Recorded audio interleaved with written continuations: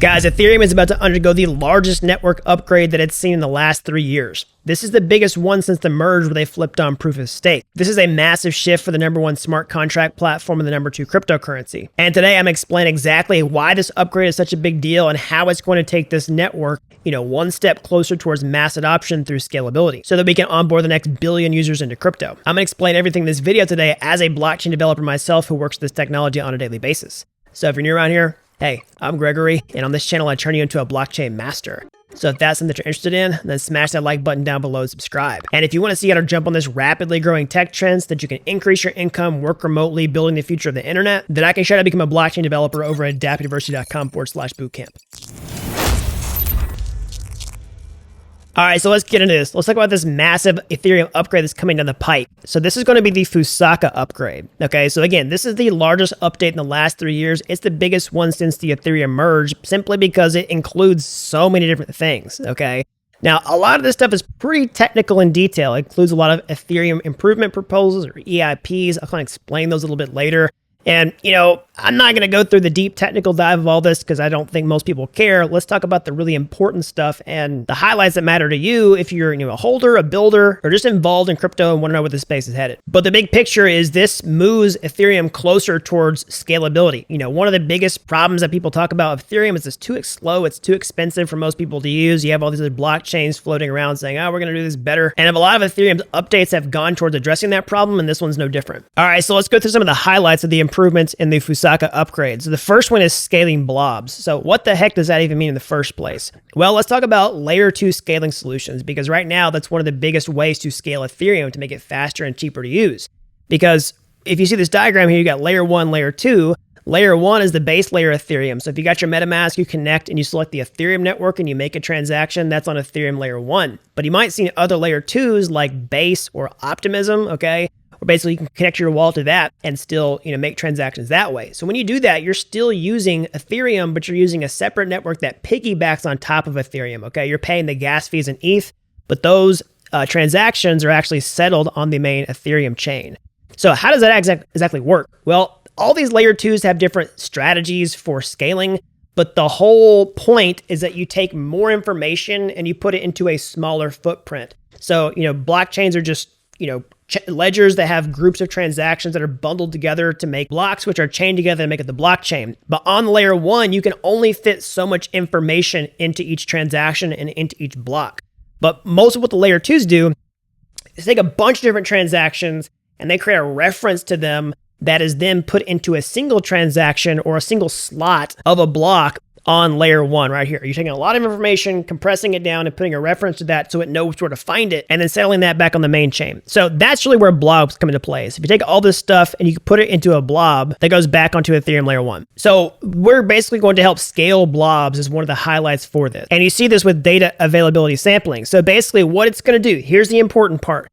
Instead of having to store all the blob data, so each computer, each node, will be responsible for a subset of that blob data. And then those get uniformly and randomly distributed across nodes in the network. So basically, these things right here that I'm showing you, instead of each node having to track every single one, each node's only going to be responsible for some of them, and that responsibility gets randomly spread across the network. So that helps improve scalability because it makes not each node responsible for everything. All right, so that's a lot. We'll take a deep breath here. There's other stuff in blobs. I'm not going to get into all this in detail. That's probably the most important feature, in my view, for understanding where Ethereum goes, why this matters to users, and why this particular part of scaling blobs is important for the upgrade. Now, we're not just going to work on scaling Ethereum layer 2 for the long run. It's not all just about layer 2s. We're also wanting to make layer 1, like I talked about here, the actual Ethereum chain, faster and cheaper to use. And so part of this initiative also in this upgrade is to scale L1 or scale layer 1. So in order to understand this, you have to understand the gas limit and effort that was taken prior to this upgrade. So what is the gas limit? Well, they're talking about the block gas limit. So again, a blockchain is just a bunch of records that are put together on this ledger. They're these bundles of records called blocks, which are chained together to make it the blockchain. And each block can only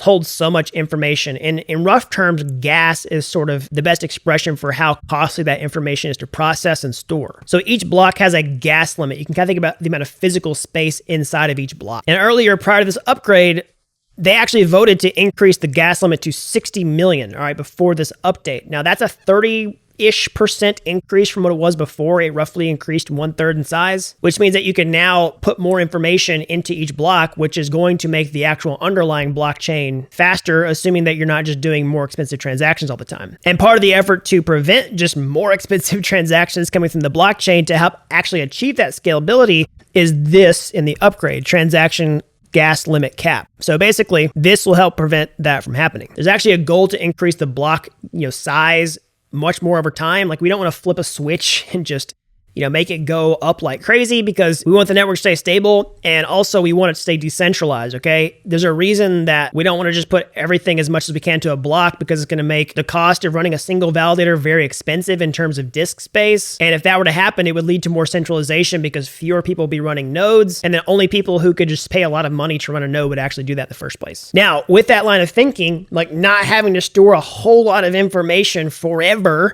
okay, to make your validator unwieldy to run, they're actually implementing history expiry and simpler receipts. So basically what it's saying, they're starting to support partial history expiry. So what does that mean? So basically, anything on the blockchain, again, all the history of everything that's ever been done on the blockchain has been required up to this point, really, to be stored on each node on the network. What this is saying is, history that was older than the merge, something that happened 3 years ago, is not necessarily a required thing to be able to accurately compute the state of the entire chain. So that's a win, because it makes it easier to run nodes, and it can make your Harper more performant. All right, so the other big category for this upgrade is actually going to be user improvement or UX improvement. So like user experience improvement. So a lot of people have a complain about blockchains. It's like, I don't understand this stuff. Like, I've got this wallet thing and it's got all this stuff I don't understand when I click the buttons around. So there's several things in the user interface improvement. I'm not going to go through all of them. I'm going to call it the most important one, which is pre-confirmations. Okay.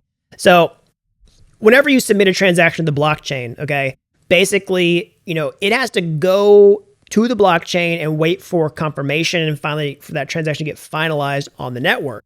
So sometimes that can take a long time. I mean, not forever, but like longer than most people are used to when they're clicking buttons on the internet. So pre-confirmations, what they'll let you do is basically the network will take your transaction and sort of forecast whether that is probably going to go into the block with a high degree of certainty, and then say, all right, we're going to confirm you ahead of time in like a second or less. So you'll click the button and you'll see a pre-confirmation message that, oh yeah, my transaction went through. Now, it won't necessarily go through, but most likely it's going to. And you'll be able to see like on the Block Explorer whether it finalized, but your wallet will basically be able to say, yeah, you're good to go. So that, in my opinion, is a huge vote of confidence boost for users who are like waiting for something to happen. It's going to make transactions feel a lot more real time, okay? And for the vast majority of people, they're probably not going to experience a failure after they get a pre-confirmation message. For the vast majority of people, that pre-confirmation is going to be just as good as a confirmation. All right, so that's an overview of some of the big things that I wanted to call out in this upgrade that are going to help the scalability of Ethereum take one step further towards mass adoption. We can bring on the next billion users into crypto. Now, a couple of things, like when is this upgrade going to go live? Well, it's scheduled currently to go live for December 3rd, which is just a few weeks at the time of recording this video. Okay, so definitely keep an eye on that. And, people always ask like, hey, what's going to happen? Like, do I need to do anything with this upgrade? Do I need to update my wallet? Are my coins going to be safe? All right. So basically, you don't have to do anything. Like, probably nothing's going to happen to your coins. We've seen insane upgrades happen on the Ethereum network with no loss of anything like that. Like the merge happened. If we survive that, like this is probably nothing. And no, you're probably not going to get free coins unless somebody decides to run, a past remnant of an old Ethereum fork for some time. And then the market's probably not going to value those coins anyway. So also, as always, people are going to want to know, what do I think this is going to do for the ETH price?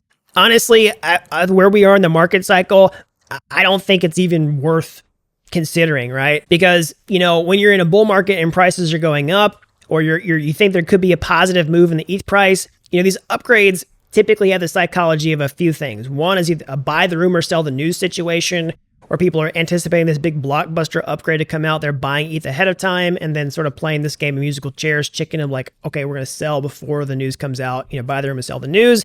But I don't think there's enough pressure in the marketplace to support something like that. Then the other potential outcomes are like people think it's a bearish thing for ETH, and so they sell it. I don't really see that being a huge factor giving the market, okay? And then finally is just the expectation that this, upgrade is going to carry us off to the promised land. Therefore, we're just going to leverage long ETH and just sit here and ride things out. I don't think any of those viewpoints are strong enough to really support a massive price movement on ETH. So I think this upgrade is probably going to be pretty inconsequential and boring in terms of the price. All right, so that's an overview of the Fusaka upgrade that's coming down the pike on December 3rd for Ethereum. Now, again, this is the biggest upgrade for Ethereum since the merge. Really based upon the amount of things that are getting included inside of it. Okay, I'll put a link to this down in the description below. This actually includes all the Ethereum improvement proposals that are included. Like, this is what makes it the largest one, the fact that all these things are getting included. Again, I'm not going to go into all those in this video. It's pretty technical, but if you are technically minded or you just want to start becoming more technically minded, you can read these. But for now, that's an overview of my thoughts and what's important. So I hope you like this video. As always, smash that like button down below. Subscribe to this channel if you haven't already. And if you want to jump on this rapidly growing tech trends that you can increase your income, work remotely, building the future of the internet, then I can show you how to become a blockchain developer step-by-step, start to finish, over at dappuniversity.com/bootcamp. You really don't have to be an expert to get started today. I've helped people with zero coding experience become real-world blockchain developers in a matter of months. So that's all I've got. And until next time, thanks for watching Dapp University.